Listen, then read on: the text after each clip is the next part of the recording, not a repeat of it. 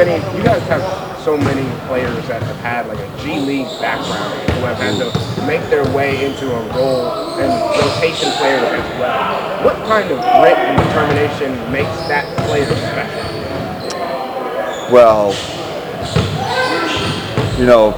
just seeing the light at the end of the tunnel when you're in the G League, and it doesn't seem like maybe there's a pathway, and I do think we do a good job of especially with our two-ways, getting them involved, whether it's practice or getting them opportunities or sniffs, to actually play in the game. So that's important, but it's amazing how many guys on our team have that experience. Then it helps with continuity, right? I think OKC does a great job of that. A lot of those guys have passed through the G League system. The systems are unified, and it makes that pathway easier. And you're kind of adding Keon into this mix. Obviously, there's Craig and Dean and Sam who all have the same pedigree. What have you seen that kind of puts them all in the same bucket when it comes to that journey? I guess mentality-wise, it's the humility, and even though they're NBA players now, there's still that humility. Like, I know Max wears that really proudly, like his journey and how hard it was. Sam too.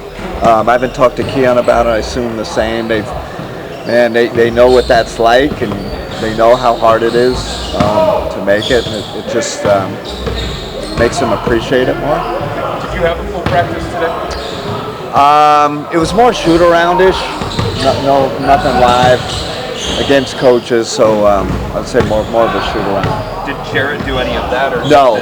Only the individual stuff. So he's still got a little soreness. So we'll get the feedback from today. See where he is. But like I said, not concerned about long term. Dennis is somebody who has played with 11 different teams in his NBA career. And sometimes guys like that get a negative reputation because they can't stick in one place. Just how do you view the fact that Dennis has bounced around so much? Yeah, funny you said that. That's a really good question. I think there are guys that are kind of in the middle, like you actually want them, and then it depends on the salary and circumstances. So I don't think it's really been a case with him where we don't want this guy. It's just like he's wanted. It's just circumstances. I think it's circumstances. And I know there are other guys, like I can't think of it off the top of my head. You probably can come up with some examples of guys that are like him, but they always kind of get stuck in this, get traded a lot, but are really good players. Going back to the defense, I have a question about the two ways. Tristan his shot has really progressed this season. What development have you seen from him? He's an NBA player to me because he's got the size, he's got the feel. Probably got to get a little stronger. I think that's his, and a little more forceful. But he's an NBA talent. Listen, I say this all the time about our friend. Like every two-way they put in front of us, I'm pretty much like, this guy's an NBA player. Like he's a roster player, it's kind of amazing. Look at our G League this year and how many guys, from Killian to Norchad, like they're really.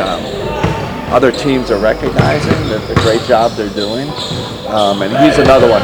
He's an NBA roster player, I'm sure.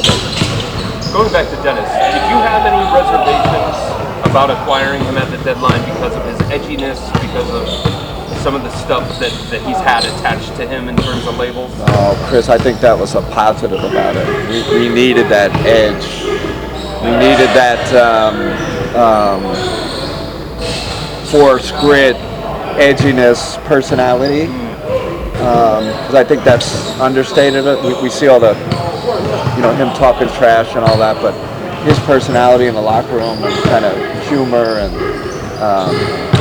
blunt personality, I think we're missing that. So he gives us something we didn't have. Kenny, obviously you want a guy like Donovan in the lineup as much as possible, but yeah. Is there a glass half full to him having this time off down the stretch like this? haven't thought about that, but maybe it's allowed James to maybe express himself a little more. So that's good, and probably from a mental standpoint for Don, because he's been through a lot this year.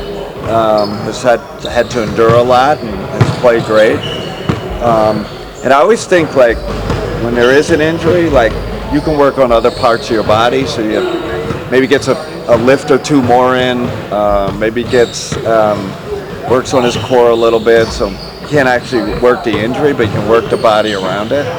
So that's another positive to it.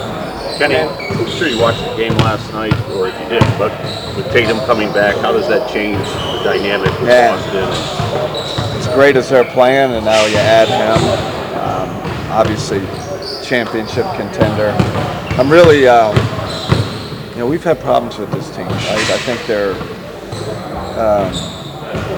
a team we've struggled against and really struggled to rebound against. He takes them to another level. What was once a really dangerous team has become a championship level team because of their past. So, can you speak to their system? Obviously, everybody thought with JT out, yeah, going to have a dip. But no, they've done a great job. But I think that's a continuity thing, right? They've done a great job signing players that fit the system, and the system's really good. Joe's done a great job. Speaks to their player development system too, how guys have improved there. Obviously, signing Kada has been an enormous bonus for them. They kind of got him off the scrap heap, so to speak, right? You make plays like that or signings like that, it really helps your program. But real credit to them for what they've done this year.